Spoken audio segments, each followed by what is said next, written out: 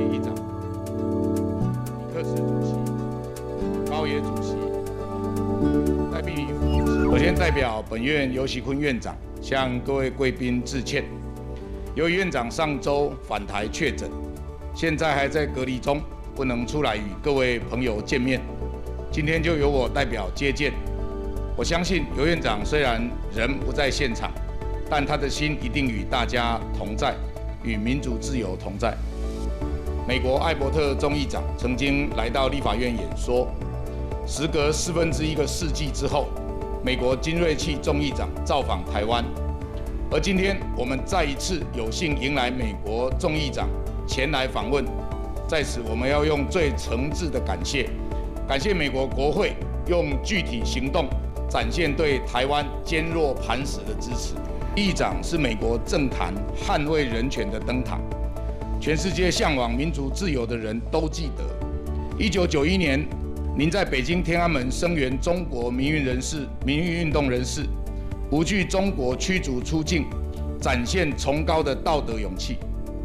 2017年，您在美国国会接见香港反送中的民运人士，大力推动香港人权与自由法。2019年，当众议院压倒性通过法案时，您的那句“美国与香港同在”，振奋了全世界无数的人们。可以说，有裴洛西议长的地方，民主、自由、人权就不会孤单。2020年，美国国会通过台北法，您誓言将确保台湾在包括联合国在内的决策桌上享有一席之地。去年众议院通过防止维吾尔人强迫劳动法案，您主张打击暴行，追究恶者的责任。裴洛西议长总是大力援助被集权压迫的族群，可以说是全球最支持人权的国会议长。去年立法院主办的开放国会论坛中，裴洛西议长致函表示，美国会继续与台湾同在，坚定不移，致力维护台湾人民的自由、安全和人权。任内也主导众议院通过多项友台法案，今年2月更带领众议院通过2022美国竞争法案，呼吁美国行政部门为我驻美代表处证明进行协商。在此，我要代表立法院向您表达崇高的谢意。回顾过去，早从关键的1987年，裴洛西议长与台湾的命运仿佛就因为民主这条线而交织在一起。35年前，您出任众议员，开启伸张民主、自由、人权的事业，也是35年前，在国际压力与台湾人强大的民意下，当时台湾政府终于解除戒严。在此之后，从1992年的国会全面改选，1996年的人民直接选举总统，2000年的政党轮替，2016年3度政党轮替，台湾已经成为全世界眼中民主的灯塔。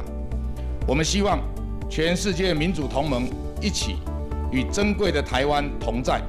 裴洛西议长无畏无惧率团访台，就是对民主自由价值最大力的捍卫与巩固。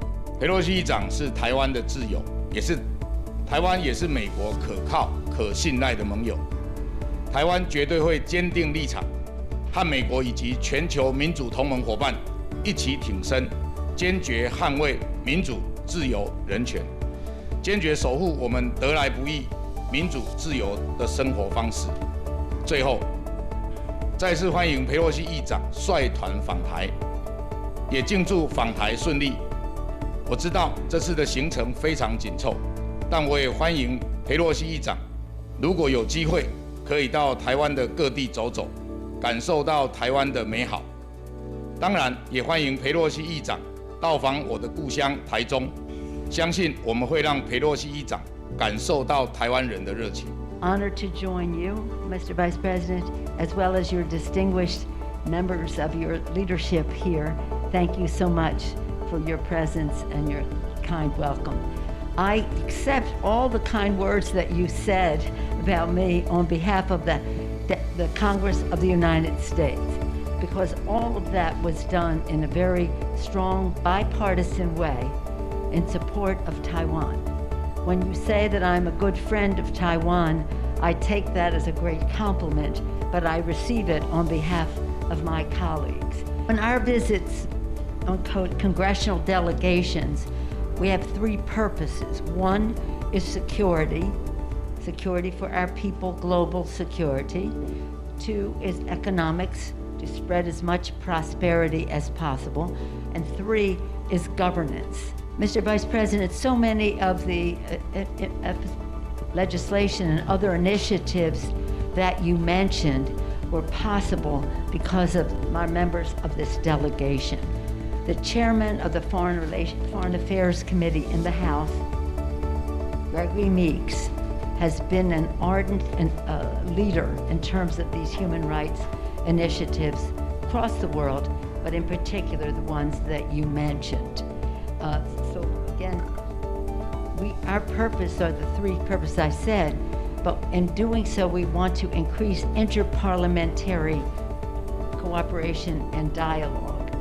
And we do so at a time when our president has put forth an Asian Pacific initiative which we support, and we want to be specific in terms of how we work with Taiwan in that regard. In acknowledging Chairman Meeks's leadership in regard to so many of the initiatives you mentioned, I'm sure we'll have some discussion about that and you'll hear directly from him. We come in friendship to Taiwan, we come in peace for the region, and our chair of the Veterans Affairs Committee, Mr. Takano, representing our veterans, understanding the value of peace and the avoidance of conflict. I'm sure that he will speak to us about that, but I want to salute him for his protection of our veterans, not just our veterans, but the veterans of all countries engaged in war. Talked about the economy. Thank you for bringing up the CHIPS bill. All of these members were instrumental in passing that important legislation, which we think offers greater opportunity for U.S.-Taiwan economic cooperation. Here with us in that regard is the Vice Chair of the Ways and Means Committee. It was very instrumental in the passage of that, and she can share some thoughts about that. She was with Microsoft. She is private sector oriented and visited Taiwan on many occasions, which I'm sure she'll share with us. Security and economy come together. Our distinguished member from Illinois, Mr.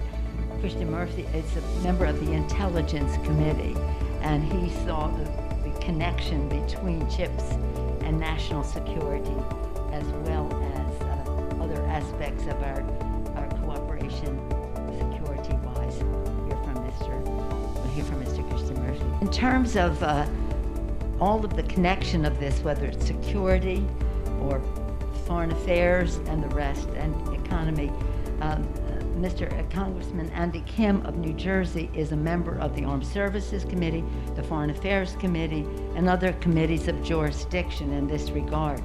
He also is a former member of the State Department. He's a diplomat, and so he's teaching us to speak more diplomatically. In terms of, as you see, our delegation has what we call heft. They have a view of economy and security and governance. They have knowledge of the issues. They think in a strategic way about how to work together. They came here, we all did, to listen, to learn from you as to how we can go forward together.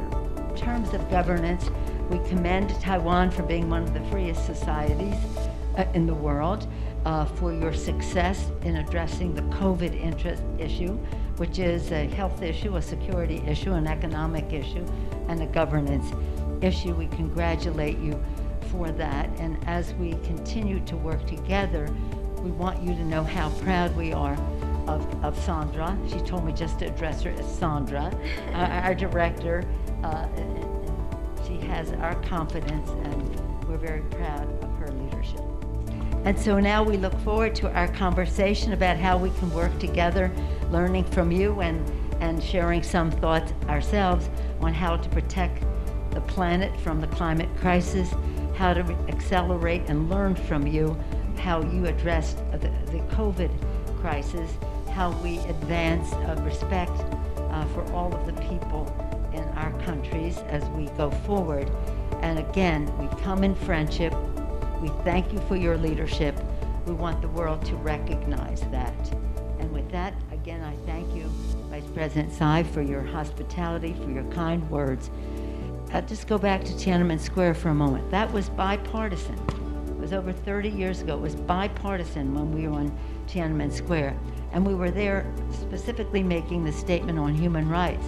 But our visit was about human rights, was about unfair trade practices, and it was about security issues of technology, dangerous technologies being transferred to rogue countries, to countries of concern. So for over the years, it's always been about security, economy, and governance. So we look forward to our conversation, and I think we're right on time.